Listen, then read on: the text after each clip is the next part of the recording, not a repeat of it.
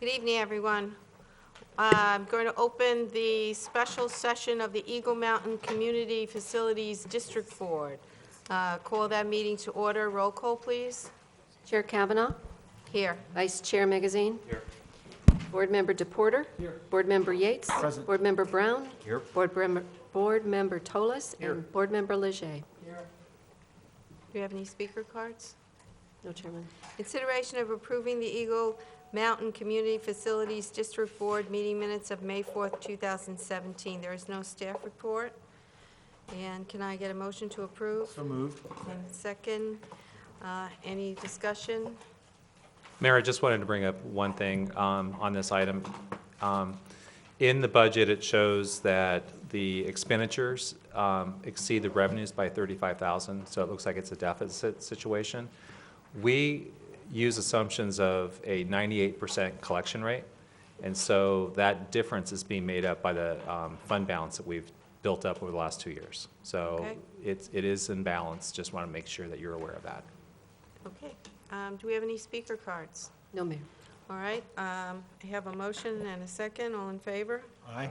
For items 2 and 3, there'll be one staff report.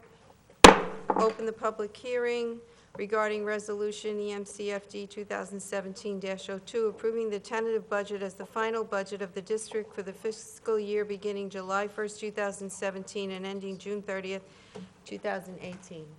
Grady? I apologize. My previous report had to do with these two items. That's okay. Okay. Well said. Any comments or questions from the board? Any speaker cards? Okay, there'll be no additional speaker cards will be accepted. With this, I close the public hearing. Consideration of resolution EMCFD 2017-02 as just presented. Any further board discussion? Can I get a motion? So moved. Second? Second. All in favor? Aye. Okay, any opposed? And with that, I need a motion to adjourn. So moved. Second. All in favor? Aye. Okay, and we are adjourned. And we are now in the special session of the Cottonwoods Maintenance District Board. Roll call, please, Bev. Chair Kavanaugh, Here. Vice Chair Magazine. Here. Board Member Leger. Here. Board Member Toles. Here. Board Member Brown. Here. Board Member Yates. Present. And Board Member DePorter. Thank you. Any call to the public? No, Chairman. Okay, consideration of approving the Cottonwoods Maintenance District Board meeting minutes of May 4th, 2017. There is no staff report. Can I get a motion to approve and a second? Second. Any speaker cards? No, Chairman. All in favor of the motion? Aye. Any opposed? Chairman, 7-0. Thank you. For items 2 and 3, there'll be one staff report. I will open the public hearing regarding Resolution CMD 2017-02, approving the tentative budget as the final budget of the district for the fiscal year beginning July 1st, 2017 and ending June 30th, 2018. Grady. Yes, Mayor and Council, the item before you is the annual budget for the Cottonwoods Maintenance District. The Maintenance District was formed for the purpose of providing landscape maintenance and the wall in the area of the Cottonwoods neighborhoods. The total budget before you is $5,454. Staff recommends approval. Okay, board members, any questions or comments? Okay, with that, I will close. Were there any speaker cards? No, Okay. Close the public hearing. Consideration of Resolution CMD 2017-02 as just presented. Any So moved. Second. further board discussion? I have a motion and a second. All in favor? Aye. Any opposed? Chairman, 7-0. Okay, motion to adjourn. So moved. All in favor? Aye. Okay, and we are adjourned. Now we will start our regular meeting. Call that meeting to order. Please rise for the Pledge of Allegiance. I pledge allegiance to the flag of the United States of America and to the republic for which it stands, one nation, under God, indivisible, with liberty and justice for all.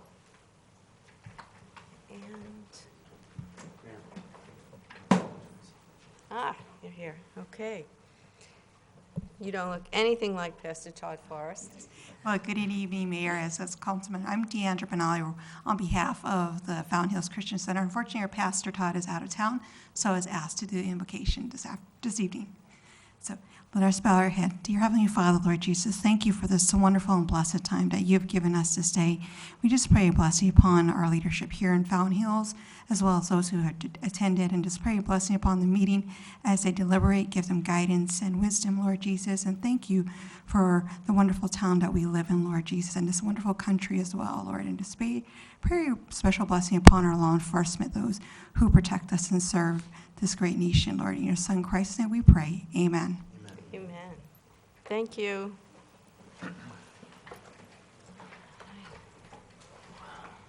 Roll call, please, Bev. Mayor Kavanaugh, Here. Vice Mayor Magazine. Here. Councilmember DePorter. Here. Councilmember Leger. Here. Councilmember Toles. Here. Councilmember Yates. Present. Councilmember Brown. Here. All right, now we have some fun stuff to do. We've got recognition of the town of Fountain Hills as, once again, Playful City. Can I ask Rachel to come? Yeah, it's be, how many years is this now? 7. All right. Can you tell us something about what it is to be named Playful City USA? Yeah, I was going to read just a little bit of background about the agency that awards it, as well as the value of the award. Cities and communities are engaged in a fierce contest for the future.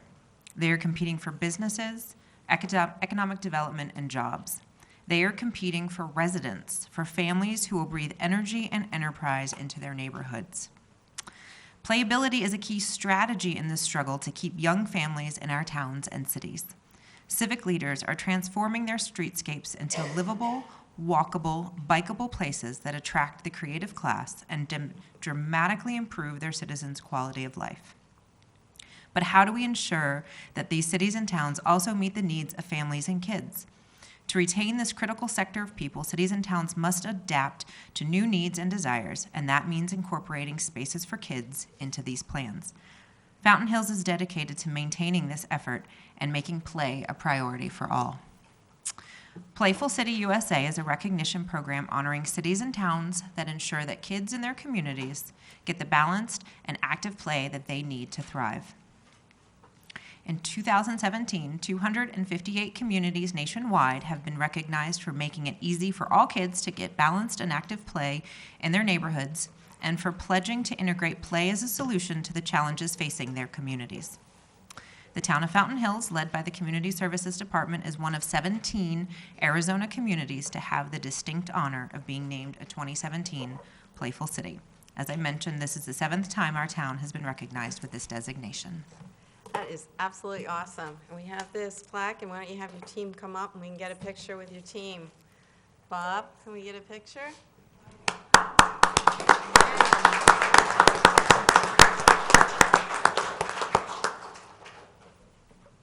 Congratulations, team. Thank you. Great. Okay, come over here, and Bob will come and I'll present you with this. Shave that beard.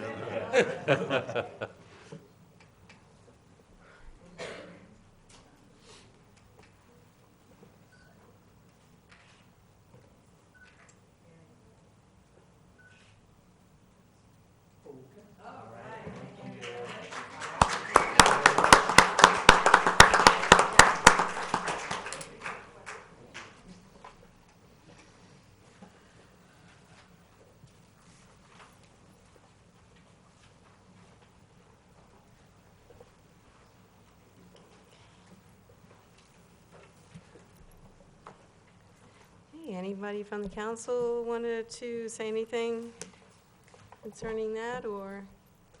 No? Okay, I think we've done it the 7th time, so you know how we all feel. It's old You guys hat are now. awesome, congratulations. We can keep that plaque up at the entrance to town that says Playful City, right? Okay. Okay, then we'll go on to our presentations. We have 2 by council. Councilman Yates is going to report on his MAG and GPEC, and Councilman DePorter on MAG. So, Great. let's go first. Thanks, Madam Mayor. First, earlier this afternoon, we had our domestic violence council meeting. Great presentation, just showing how a lot of the social service issues cross over. In this case, it was about homelessness. About 20% of all homeless folks have some sort of domestic violence. That includes children. And we're trying to figure out a way how we count the kids, because there's a way that the children tend to stay at their friend's house and just kind of bounce around. And unfortunately, at this point, they're not counted as being homeless. And so that's something we're trying to bring to the forefront. It will just help with understanding and financing and whatnot. And another thing, as we come to the season, especially as it gets very warm, in lieu of giving money to homeless, if so desire, and I know a lot of church do this. I know my wife, being a Girl Scout leader, she used to have her troop do this, is prepare little sundry packages, or obviously cold water, toothbrush, toothpaste, things of that nature, instead of giving cash. These are some things that are very well needed and could be utilized. And that's it on domestic violence. And GPEC, Greater Phoenix Economic Council, as many of you probably are well aware, Phoenix is at the forefront of housing and population growth and economic development. Right now, this is the first year that Phoenix, Greater Phoenix, the industrial versus office has slightly changed. We have more manufacturing jobs coming in this year. 60% of all the new growth is industrial and 40% office. This is all good news. It doesn't matter how it shakes down, but we're making stuff again, which is kind of exciting. And some things that our municipality can take from this is that community planning is critical, again, for infrastructure, which is going to drive economic development. I know this council is on board with the community planning, and municipalities are leading the economic strategies for the region. So the more economic development friendly, the more plans that you have, those new businesses are looking at those municipalities to make their home. And there's lots of public-private sector partnerships going on that way. Anything that we can do to give us a competitive advantage is what's going to be well received. So it's good news economically. Thanks, Mayor. Okay, Councilman DePorter, you have your report on the MAG Regional Council. Thank you, Mayor. So I picked out four main topics from the agenda that I think would be good to cover. So MAG has celebrated their 50th anniversary, and they reviewed through a series of rather long videos showing what MAG has accomplished and all the good things that they brought to the valley with the organization of the cities to get some of our freeway systems accomplished, working with the school districts, and they've accomplished quite a bit in those short 50 years. We've also had a presentation from a gentleman who wrote a book called Happy City, and I noticed on social media he's been making his tour around Phoenix, I think definitely trying to sell books, but it's all about the idea of happy cities are ones that happier communities, neighborhoods, and cities provide this sense of place. Everything that we talked about in the planning of a downtown and a place that people want to go and hang out. And it was really cool to hear that, because a lot of it resonated and completely flowed with all the things we've been talking about as a council and trying to accomplish here. So Happy City, he was doing a tour. He went after MAG. I think he went to GPEC and City of Phoenix and a few other places. Next one is exciting because I did give a small shout out to our Text-a-Tip program during the session, because MAG has dedicated $150,000 to implement a text to 911 system in Maricopa County. It takes $150,000 to get it started, but $45,000 a year to maintain it. Pretty wide consensus amongst the leaders in the room that this texting is something that's obviously not going to go away, and having that as an avenue to communicate an emergency is very important for people who just need to get a hold of some public safety officials. So that's exciting. Looks like that they're looking at a 4-year plan, but something they want to keep online going forward. And then finally, a lot of talk about the I-10, I-17 master corridor plan. They had ADOT officials there where they really did a really intentional and genuine job of thinking about us and our traffic and the things that we're going to experience as they make these updates. So they're looking at how to do this in the shortest amount of construction time, all the things you'd hope they're always doing, but when you're stuck in traffic, you wonder if they really did. They really are thinking about that stuff, about time of day, workflow, and how that goes. So you'll see some improvements on the I-10 and the I-17 corridor, and hopefully it'll be minimal intrusion on our lives. Thank you, Mayor.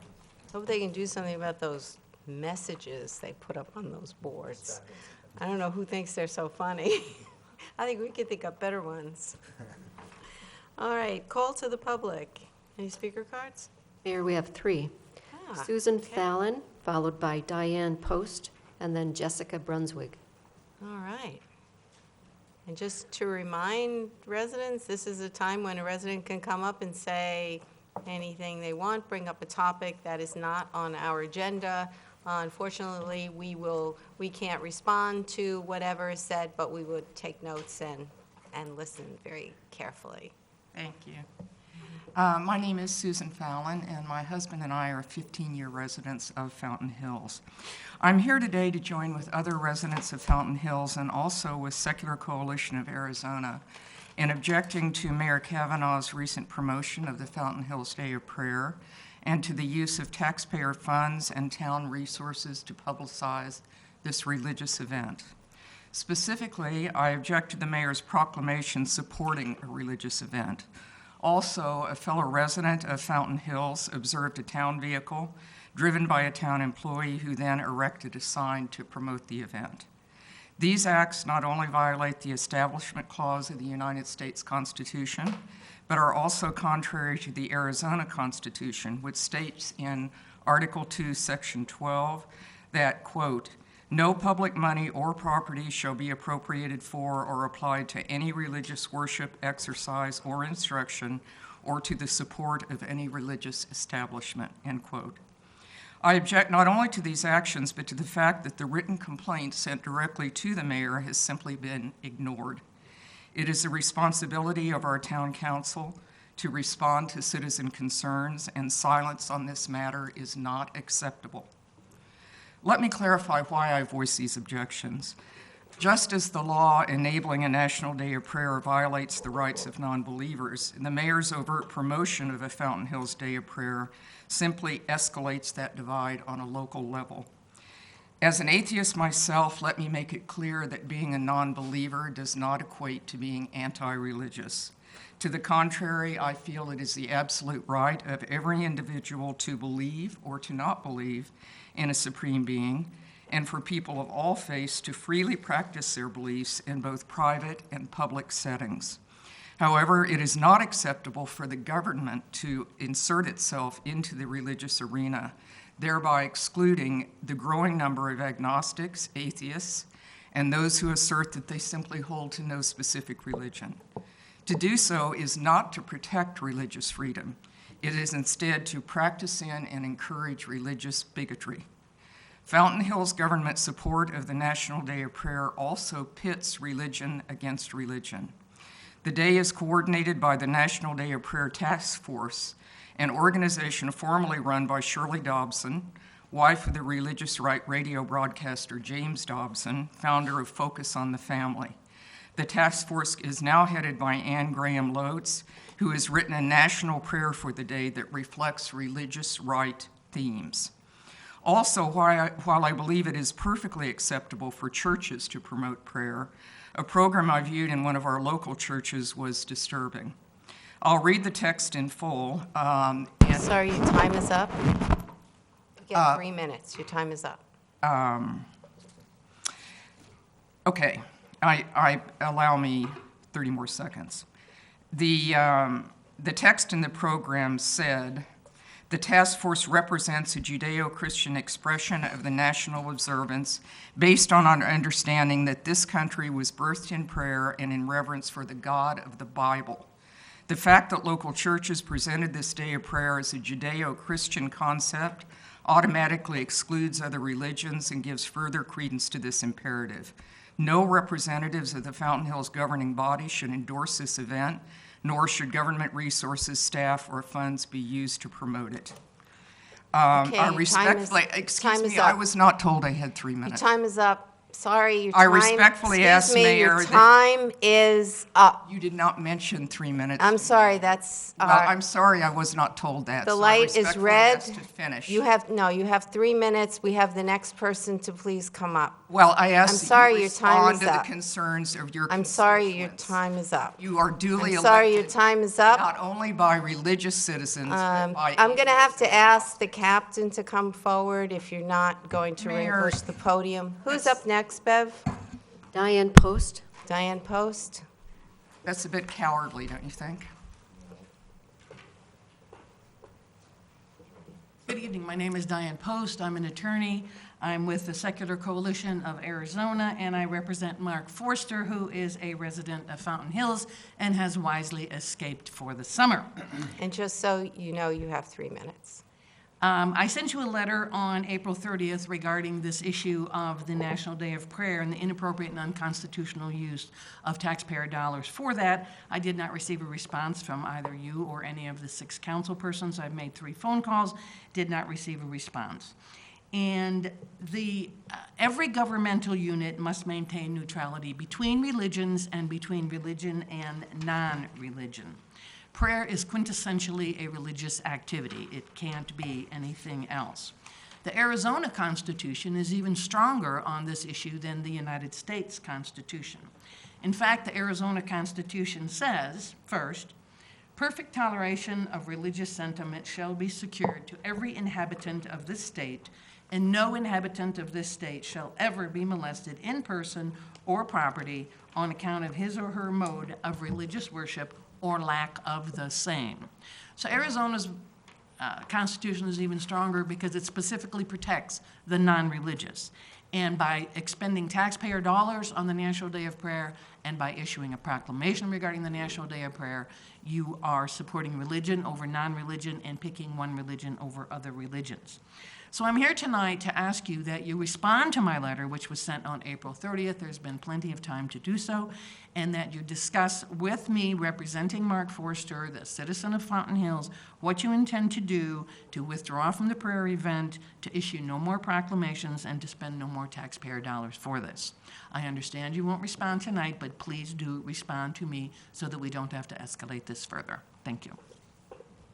Who's next? Jessica Brunswick.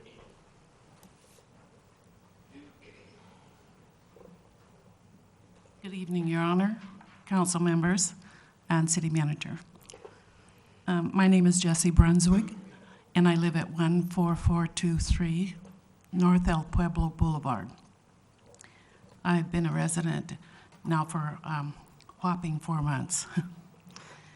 I'm here to request that the council or the council-directed staff to please look into, I know that there's some great mileage, like 35 miles an hour, 25 miles. It's wonderful in the city to be able to sort of fly through some of these areas. But unfortunately, on Fountain Hills, on North El Pueblo, beginning at 14213 to my residence at 14423, there's a blind spot. And so when I come out of my driveway, I'm not the only one. There's another elderly lady next to me. It's very difficult because of that blind spot for traffic. And my request is that the council or the staff members please look into either reducing the mileage to 25 miles an hour at that area, or, there may be other areas in the city that may require a slow sign. That's my request. Thank you very much. All right, thank you. Mayor and council, the staff and I will take a look at this and get back to, did your speaker's request form have contact information on it? Yes. Okay, great. So we'll be able to get back to you. Thank you. Okay. Anybody else? No, Mayor. No, okay, let's go on to our consent agenda. We have 2 items. Can I get a motion to accept as written? So moved. And a second? Second. All in favor? Aye. Aye. Okay. Regular agenda. I need to use this gavel a lot today. I'm going to open the public hearing regarding proposed tax levy and regarding Resolution 2017-13, adopting the tentative budget as the final budget for the town of Fountain Hills for fiscal year beginning July 1st, 2017 and ending June 30th, 2018. Grady. Thank you, Mayor. Mayor and Council, as the mayor read, the items before you is the final budget before you. And as you recall, this has been a long process. The staff actually initially began submitting their budgets to the finance department in December. We moved it up a month earlier so that we can kind of get a handle better of our finances and what we were looking at. One of the unique things that we do is we start off with a base budget. That is, we start off with the same budget that we have in the current year, and anything that is requested over and above that are called supplements. And the supplements were presented to you, to the council, on a green sheet, and they included what had, columns for the item that was requested, the amount that was requested for that item, and then whether the town manager was recommending it or not. And so that's really the major change that we have to the budget, other than things such as utilities and other cost factors for adjustments for our public safety. MCSO per our contract went up 3%, and MCSO went down 2.5%, and our contract for Rural Metro is going up by 3%. I'm going to go ahead and turn it over to Craig Rudolphi, our finance director, who has a very brief presentation. Craig? Good evening, Mayor and council members. Some of these slides will sound and look familiar, so bear with me, please. Our final budget, $35,303,495. This includes adjustments that were suggested by council at the adoption of the tentative budget, which included an increase for revenues and expenditures to allow for third-party inspections, as well as the addition of full-time staff for the Economic Development Department. Our comparison to prior years, so a little bit higher than last year, but lower than 2 years ago. Here's how the budget breaks down by category. Big one, public safety first. The other big one is our capital project fund, and that capital project fund consists primarily of the two projects that have been ongoing for quite some time, the relocation of Fire Station Number 2, as well as the trailhead at Adero Canyon. Graphically, here's our projection of how we look going 5 years forward.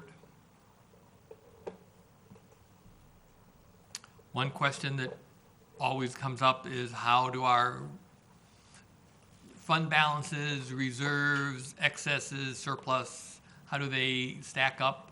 So at the end of next year, after we go through the $35 million budget, this is what our balances appear to be based on our projections. Focusing on personnel, town manager has proposed 2 new part-time staff people and 1 full-time person, which would bring our total to 44 full-time and 27 part-time. He has also recommended a 2.5 increase for all employees, and our total personnel cost will be an increase of 6.2%. Once again, our final budget is the $35,303,495. Be happy to answer any questions that council may have. Questions from council for Craig? I promise it was going to be brief. You took out a lot of slides. Did you want me to put them back in No. for you? Alan? Yeah, Mayor. Councilman Magazine? I- Vice Mayor? Whatever. I answered everything. I think this should be allowed. It's not directly to what you just presented, but it is related. On the 13th, we have a work study. Can you tell me what it is you'll be presenting for that work study related to the budget? Based on discussions I've had with the town manager, we're going to come back with an update to the revenue and expenditure projections based on comments that we received at our April meeting. And will we receive any kind of information, graphs, whatever, in advance of that? Yes, I anticipate distributing them as they normally do by our town clerk. Thank you. Okay, any other questions for Craig on the budget? No? Okay. Thanks, Craig. On speaker cards, any speaker cards on this? No speaker cards. Okay. Any further council discussion? If not, I will close the public hearing. All right. And I'll recess the regular session and convene the special session. Call the special session to order. Roll call, please. Mayor Kavanaugh, Here. Vice Mayor Magazine, Councilmember DePorter, Councilmember Yates, Present. Councilmember Brown, Councilmember Toles, Here. and Councilmember Leger. Consideration of Resolution 2017-13, adopting the tentative budget as the final budget for the town of Fountain Hills for fiscal year beginning July 1st, 2017, and ending June 30th, 2018. Grady? Yes. I have no Yes. further report. I believe we just heard it. I'd like to see a presentation. Staff highly recommends approval. Okay. Speaker cards? No, Mayor, none. Council discussion? Mayor, Yes? if I may. Councilman Leger? Not a whole lot of discussion. I just wanted to thank the staff, as Grady mentioned earlier, and I want the citizens to understand this, because here we are ready to approve, perhaps, this budget. It's a lot of money. But this has been vetted, and we've talked about this for months. We've had retreats, so forth and so on. So I really don't have anything to add other than to make a motion to approve. Okay, have a motion. Did you get a second? Second. All in favor? Aye. Any opposed? Mayor, 7-0. Consideration of Resolution 2017-15, adopting and establishing the fiscal year 2017-18 budget implementation policy and approving the town organizational charts, the fiscal year 2017-18 pay plan, the schedule of authorized positions, the employee job descriptions, and the fiscal year 2017-18 comprehensive fee schedule. Grady, got anything else? Thank you, wanna add? Mayor. Very briefly, this is basically what provides guidance to the staff to implement the council-approved budget for next fiscal year. As was mentioned, it includes the organizational charts.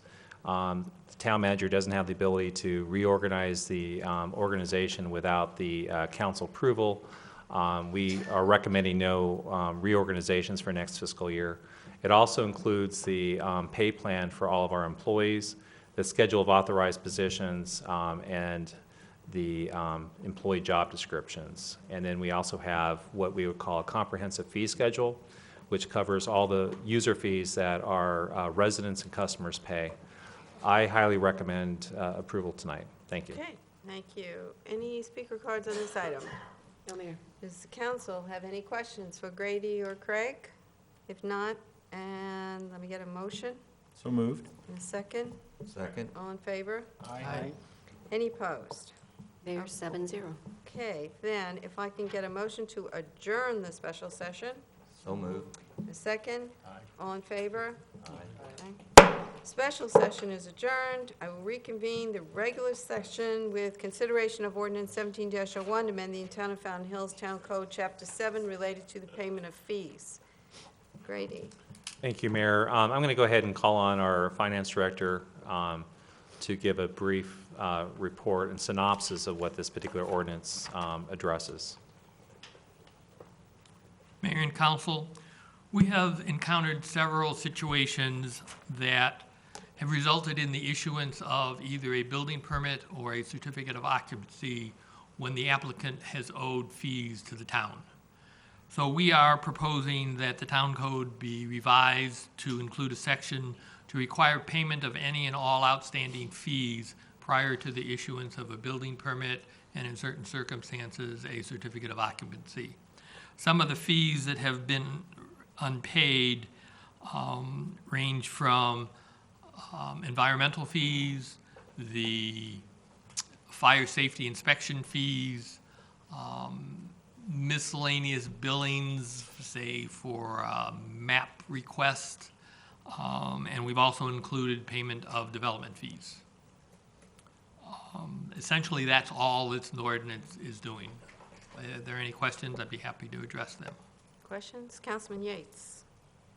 Conceptually, I'm all on board. However, as you know, sometimes development groups or partnerships or things of that nature have similar owners, similar names. So if somebody was building a house in their own name and ran into some problem but was part of a development group over here, would that limit that? Is it limited? Does it follow the person or the project?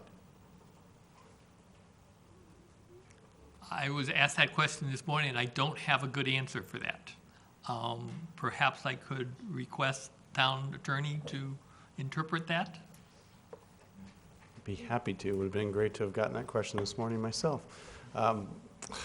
Taxes are personal, so I don't know that we would be able to assess the project as much as the people to whom the taxes were assessed. Typically, this comes in the form of sales tax liens or other things that are unpaid, or maybe other permit fees. Entities sometimes take out the permits, so if it's an entity, it's going to have to go back to that entity. Whoever the taxpayer is, whether it's a business entity or a person specifically, that's who it's going to follow rather than a project itself. Madam Mayor, if I may. Councilman Yates. So for clarification, if an individual was building a home and ran into some problems, whatever those are, but was part of a development group that was doing a project, the project would not be held up because of the individual. Again, conceptually, I'm all for this for project by project, but having one individual that happens to be part of several different projects, but because of whatever the circumstances were on this one, I agree they shouldn't be issued their certificate of occupancy or whatever until that particular issue is cleared up. But I know, having been here 12 years myself, that this sometimes comes into play where it's a completely different project, a completely different set of circumstances, and that one gets held up. And I'm open for discussion, but I just think it should follow the project, not the individual, is all I'm saying. No one wants to chime in? If I may, I just want to tell you, I think we would have to look at this on a case-by-case basis. That's the only way I can tell you, because I think definitively, just to give you a pat answer, wouldn't be appropriate, because there have been a number of different situations that have occurred to us that have come before for like building permits, or they're trying to do some other things related to their home project or whatever, and we find that they didn't pay the fees that they should have paid. And so this is just another way for us to ensure that the taxpayer isn't subsidizing other people that should have paid their fees. And so that's what that's all about. So on a case-by-case basis, I really don't think we can just, the intent here is really to address this. We don't have a tool right now to address this situation, and this is the best that we can come up with, I believe. Madam Mayor, if I may, based on the case-by-case basis, on the example that I'm giving you, is if an individual is building his or her own home, but then was part of a development and ran into a problem, because I am familiar with several instances where this has happened, whether it be a misunderstanding of the fees or a tax or something, but they also have a construction or a development company or trying to do a project over here. Could you give me, and I know that's not enough information, but I'm just viewing this as if you control the project and you won't issue the certificate of occupancy on the project in which they're in violation, I'm 100% for it. And then to your point, on a case-by-case basis, I'll drink the Kool-Aid. But the blanket idea of, you're tainted and therefore anything that you're part of, I do have a little issue with that. Well, I can assure you that on any of these situations, we would have to vet it, and we'd have to go and talk to our town attorney and make sure that, we're not doing anything, we're not doing an overreach, and to make sure that that we're properly enforcing this ordinance. Again, I'm not answering your question the way I think you really wanted to answer, and I do apologize. But again, it kind of depends on the situation. And I'll give you an example. If there was a person, we just had this situation recently. He had a commercial building built in the 208 area, plot 208. And he had his son build this for him, okay? So let me just kind of follow me on this. So his son was the contractor. His son did not pay construction sales tax to the town. However, the gentleman benefited from this because he had a lower cost construction project because it didn't include the construction sales tax when he contracted with his son. He also has those improvements in the building or dwelling that was built. So that's a perfect case in point where he has benefited from this, even though his son is the one who should have probably paid that. But ultimately, he owns the asset that benefited from. So, I mean, you could just see we have these kind of weird, odd situations that occur all the time. How did that get resolved? That was one where he owed $9,000 to the town. He ended up having to pay that, and we told him it was very easy. He can come in, write a check. He can go ahead, and the equity he has in his building, because he was in the process of selling it, and the lien came up. And so we told him he can go ahead and also, during the closing, have that relinquished and a check come to the town from the title company, and we would give him a lien release. That's exactly what we did, and that took care of the situation. So, but again, I think case by case we have to look at, and it's really hard when we're talking generalities, but I wanted to give you something a little bit more specific. Madam Mayor. Finally, I'm all for, I want to collect every fee that we're entitled to and create the opportunity to have the discussion, but just use some common sense, and it sounds like that's in there, so that's fine. Thank you. Councilman Brown? To answer your question from my viewpoint, I feel that the town has grown a lot in the last 12 years, and I don't think that the staff is acting and reacting like they did in our earlier days under different management, and I have to thank staff for that. And I would like to think that and feel that the staff won't go out and won't target and won't continue targeting unless we truly have a bad apple. And if we have a bad apple, they should be targeted. But I would like to think that we no longer do that in the town of Fountain Hills. Answer your question? Yes, sir. I'd like to make a motion to approve. Okay, any speaker cards?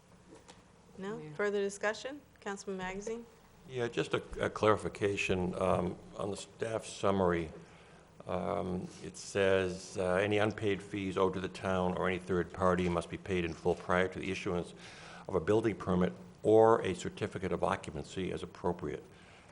What kind of situation might we have where a building permit has been let, they haven't paid the fee, and therefore we then we don't give them a certificate of occupancy? I don't know why it says or, one or the other.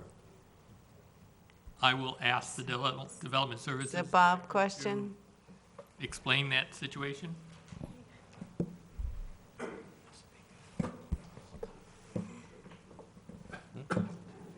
Thank you, Craig. Bob?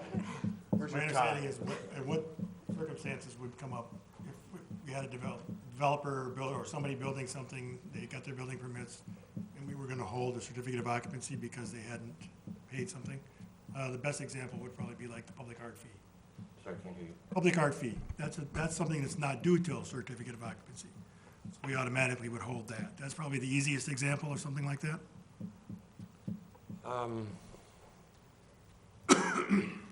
I guess I'm having a little trouble with, and again, I'm only referring to the staff summary, I'm having a little trouble with how general that statement is.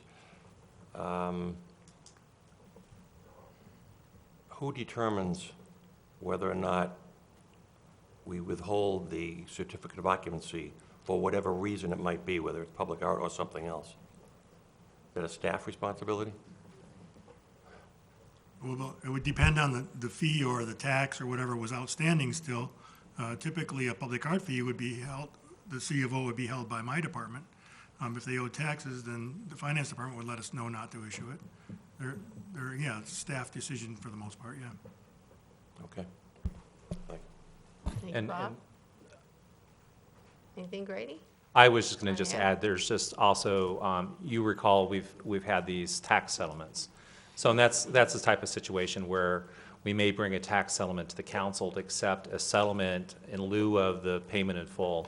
And that's because the council can really only be the ones that authorize something like a tax settlement. So that's a situation where we would do that prior to maybe allowing maybe a building permit or something of that sort, so. Councilman Tolis. I'd just like to move to call for a vote and end discussion. Okay, I had another comment. I'm sorry. okay, go ahead. Is this a question for staff? Yes, well, perhaps. If staff determines that it hasn't been, they haven't paid for example, public art, is that in any way, can anyone contest that? How would they contest it? Who would they take it to? Maybe this is a question. Mr. Town Attorney? Let me make sure I'm clear on the question, Vice Mayor Magazine. Are you asking if there's a dispute as to the public art fee, who do they contest that fee with? Well, no, the payment of the fee. Payment of any fee? Well, if it says, if they have a building permit, but then they haven't paid for whatever they were supposed to have paid for, and they're told, you have to pay up $20,000, can they, is there any way to contest that? There is no administrative appeal process for fees that are determined based upon the formula that the council adopts. Like, for instance, tonight, you've adopted the fee structure for the upcoming year. Those are the fees. The typical enforcement mechanism is, if it's, building-related fees, is, red tag a job site. Those are the kinds of things that typically happen to stop when fees haven't been paid. But for the most part, they're not negotiable or in any way debatable. They're the fees adopted by the council based upon whether it's the International Building Code or whatever calculation methodologies are chosen. But we don't have a process for that unless they think the calculation is incorrect, and then they can ask Bob to recheck the numbers. In the past, when we've had maybe, someone has questioned it, or a builder or developer or citizen, the staff will go out of the way to show how it's calculated. They'll point out where it is in the town code. And so we're very good with our customer service, and we'll go through and fully explain how this has arrived, or the fee has been derived, and explain that, we as staff just don't have the power to waive or reduce fees at all, so. Okay. All right, I have a motion and a second, and all in favor? Aye. Any opposed? Mayor, 7-0. Okay, there'll be one staff report for items 5 and 6. Start with 5. We have Grady and Marissa. Consideration of Resolution 2017-21 declaring as a public record that certain document filed with the town clerk and entitled 2017 Parking Amendments. Thank you, Mayor. Marissa Moore, our senior planner, is going to be giving a brief staff report on this, but I know a lot of the council members are aware that we have been dealing with a variety of different parking issues in different parts of town. And before you, we believe, is a tool that will give us the ability to be proactive in enforcing some of the issues that our neighbors have experienced with some of these issues. So, and I'll go ahead and turn it over to our senior planner, Ms. Moore. Good evening, Mayor, Council. So the two items that you have before you, the first item is a resolution, and that is adopting into public record the 2017 parking amendments in reference to that document that's in the staff report. Then the second item is actually adopting, in reference to adopting the ordinance, the amendments, and declaring an emergency. So as town manager stated, this is in regards to parking, residential parking. And it's not specifically residentially zoned areas, it's residential parking throughout the community, because as we know, you can have residential uses in multi-use and commercial areas as well.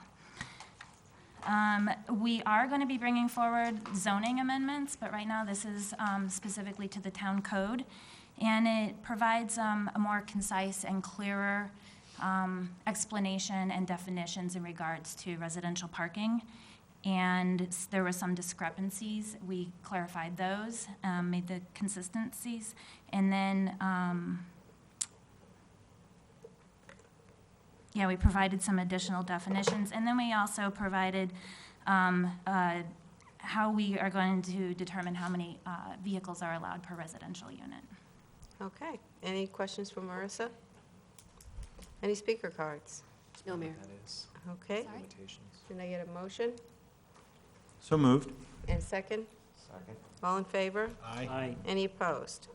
Consideration of ordinance 17-02, adopting 2017 parking amendments by reference and amending the Town of Fountain Hills Town Code, Chapters 1, 10, 11, and 12, and declaring an emergency. Any council discussion?